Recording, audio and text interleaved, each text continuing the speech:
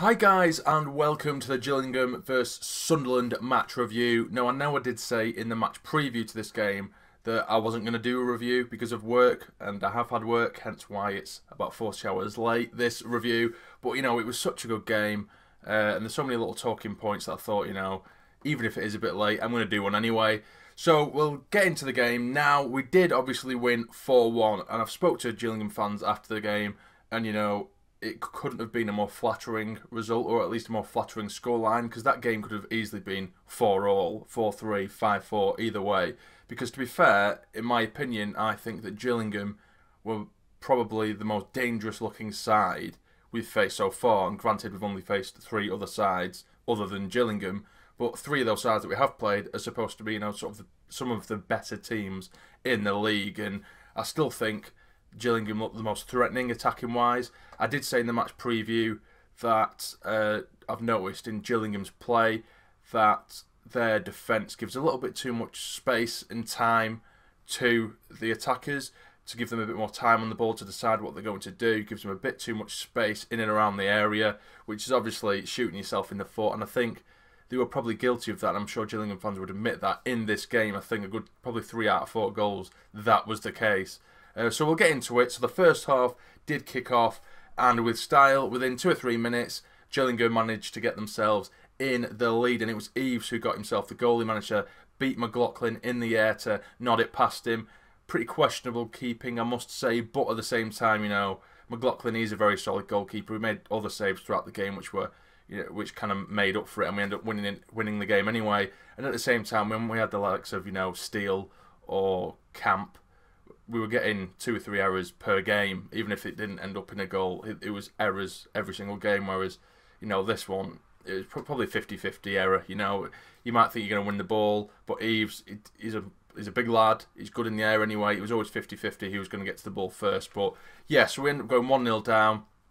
But then within 60 seconds, Maguire gets the equaliser. The ball is played in from the corner, and there he is at the back post, completely unmarked, and he nods it in, and the keeper can only parry it into the near post, and it is 1-1. Now for the third goal, Honeyman, the captain, he picks it up on the right-hand side of the box, just inside of the box, and he drills it across goal towards that top left-hand corner, and the goalkeeper can only get a touch to it as well, and it goes flying into the top left-hand corner, and it's a cracking goal, and we're in the lead. And then again, just a minute or 2 later, Max Power gets in on the action. It's lovely, lovely football. Gooch is breaking down the right-hand side. He spots Power just outside the box, takes a touch and tries to put it into that bottom left-hand corner. It didn't look like the most clean of hits. It might have taken a deflection as well, but again, it's managed to just trickle into that bottom left-hand corner. It's 3-1, and I'm thinking at this point, it could be 4-5-6-7-1, because everything we seemed to touch turned to gold. You know, we weren't getting plenty of chances, but every time we had a chance, it was going in. Whereas unfortunately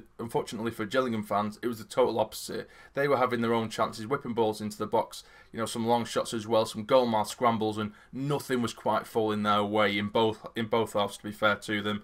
But that was the first half, pretty much in a nutshell. The second half, it was mainly Gillingham who looked the most threatening, and we were certainly playing more of a counter-attack, sort of a counter-attacking side, and it was working to an extent, but we were giving the ball away to them quite easily. But at the same time, our midfield was controlling it very, very well. Again, hats off to Catamol and to Max Power, although in the first half, I was kind of giving Cats a little bit of stick, because I think when we played Scunthorpe at home, Catamol was getting so much time and so much space on the ball in midfield, and he had all the time in the world to decide what he wanted to do with it. But in this game was different. He wasn't getting that, and he was getting frustrated.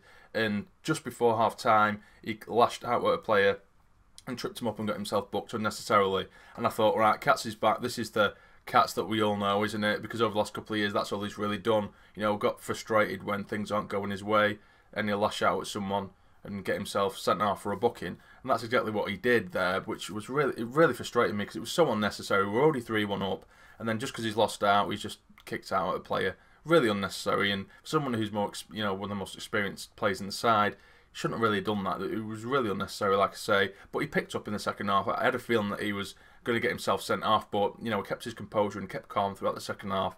And again, he had a very good performance. Just those little things there, you know, that you're not really going to get out of Catamol. That's always going to happen. Whenever he's not too happy, he's going to kick out at someone. That's just Catamol.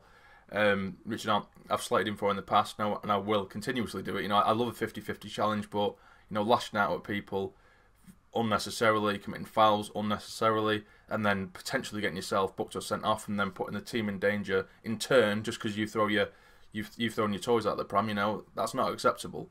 But anyway, I'll leave that because Cattermole did have a very good game. So in the second half, we did have to weather the storm quite a few times, particularly one occasion where they did manage to get it in across the goal line. It was literally just rolling across our goal line after a ball was played in, and we're just begging for someone to get it away. McLaughlin did manage to get a hand to it, to palm it just off the line, and it's gone straight to a Gillingham attacker waiting for it. And Baldwin, the crazy man, he's still on the floor. He's still on the floor trying to get the ball away from goal, and he's flung himself across goal with his head at foot level, which is amazing to see. Incredibly dangerous, don't get me wrong, but it's amazing to see that level of commitment. I'm not too sure whether the follow-up shot actually hit him or we just hit McLaughlin again and managed to bounce away. But I just love that. I had to mention that bit because Baldwin just launching himself there. He's literally less than a yard off the ground, and he's launched himself with a diving header to try and get in front of that ball. At 3-1 up or 4-1 up it was at the time. You know, so a lot of players would have thought, you know, if we concede one here, you know, it doesn't really matter. But that is absolute class from Baldwin. He didn't have to do it. He did. And that, you know, hats off to him. Fantastic. But anyway, for the fourth goal, again, he gets the ball into the box. It does kindly fall to Maja, but he really cleverly gets the ball under his control when he's got players around him, rushing him on the ball. He's probably just on the edge of the 6-yard box pretty much, but he does manage to turn, and with a deft touch, knocks it past the goalkeeper. It's 4-1, and we've definitely got the 3 points. But again, fair play to Gillingham. Even after that, they were still going and going and going. But that was the game. And I think what we could take from that is obviously to go 1-0 down so early, it is such a, you know, a confidence burner. It completely deflates your team, especially if you've set out a game plan and then for it to immediately had a hole poked in it within 2 or 3 minutes. It's very easy to sort of crumble and collapse, and we didn't. We absolutely did the complete opposite to get the equaliser immediately and then, you know, bag another 3 goals. It's absolutely fantastic to see, and it's something that we'd never normally see in the Sunderland side, and that's why I think a lot of people, or a lot of fans that aren't Sunderland fans, they're kind of a bit confused and they kind of laugh at us because we're celebrating because we're winning games in League One and sort of just saying, you know, oh, you're in League One, you found your league, that's the only reason you're winning. When that isn't the reason we're celebrating. It's because we've had to go through absolute heartache for years on end with mismanagement. The owners have been, you know, not the best, shall we say, and we've been starved of any form of happiness, this club, for so long.